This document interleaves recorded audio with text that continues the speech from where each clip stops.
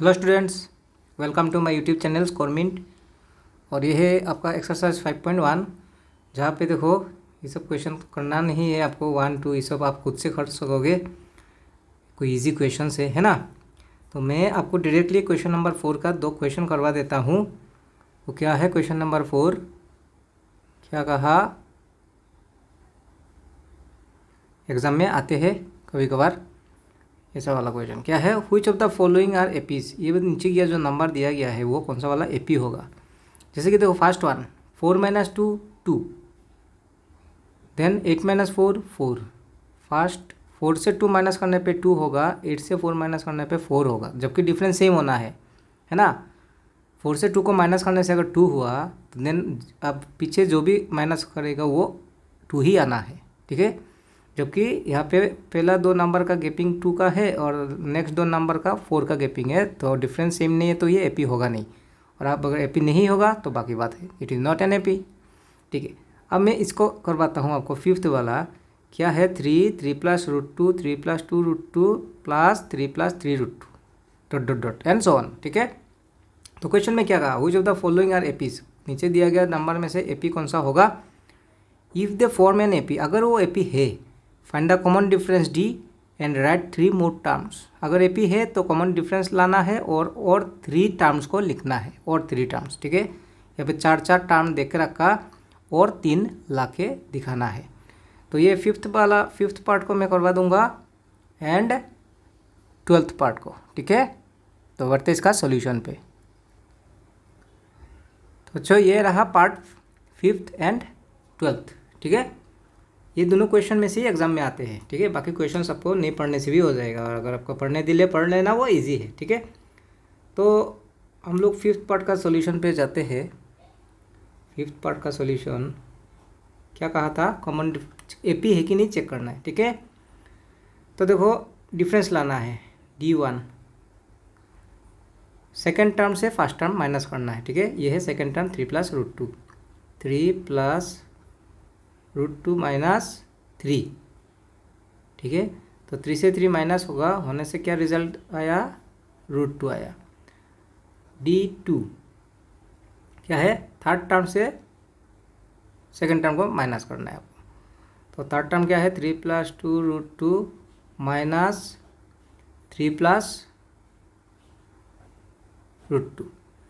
इसका ब्रैकेट खोलने पे क्या होगा बच्चों, तो 2 √2 जैसा का वैसा माइनस, देखो माइनस प्लस माइनस, फिर माइनस प्लस माइनस, ठीक है। ये √3 कैंसिल हुआ, यहाँ पे 2 √2 है, यहाँ में 1 √2 है, ठीक है। 2 √2 से 1 √2 माइनस करने से 1 √2 ही बचेगा। तो क्या आया आंसर, पहले डिफरेंस चेक किया √2, सेकंड डिफरेंस चेक किया वहाँ में भी √2 आ गया, ठीक है। तो सिंस दैट मीन्स ये एपी है, D1 = D2, therefore it is an AP, it is an AP, okay.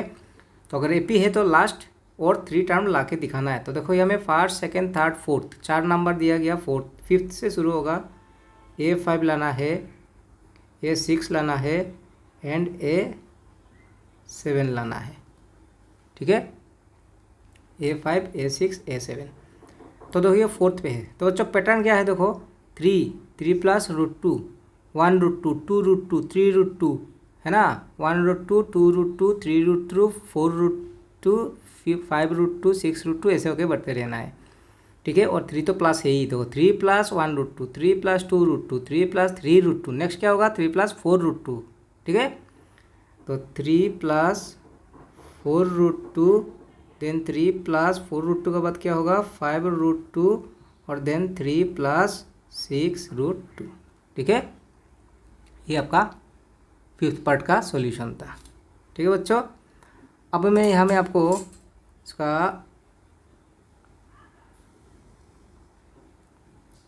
12th part को भी दिखा देता हूँ, ठीक है। 12th पार्ट का solution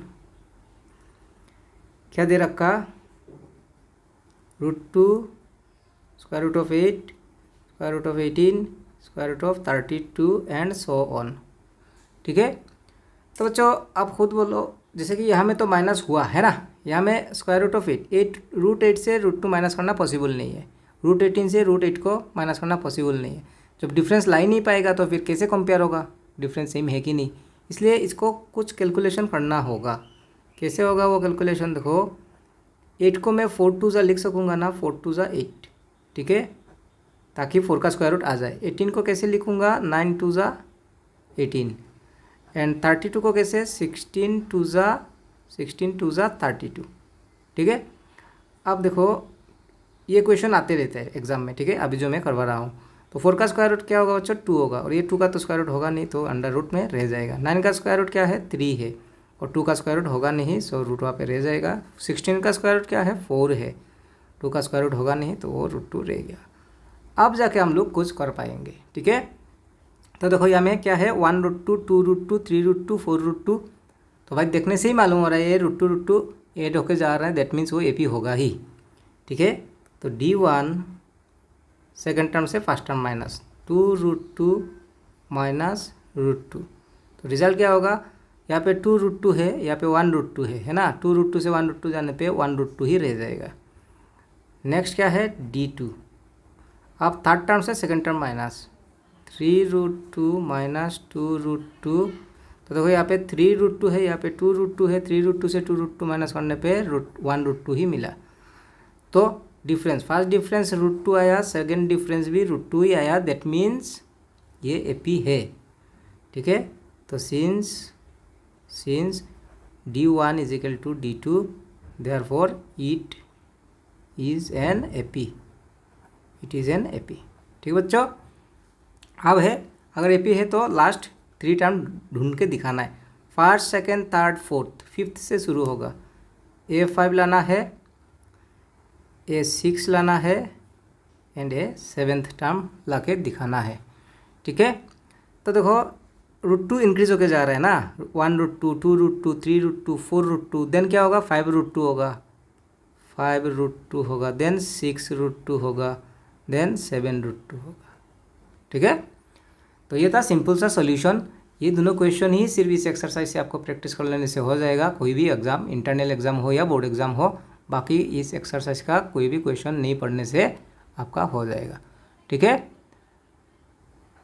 thank you for watching my video, okay.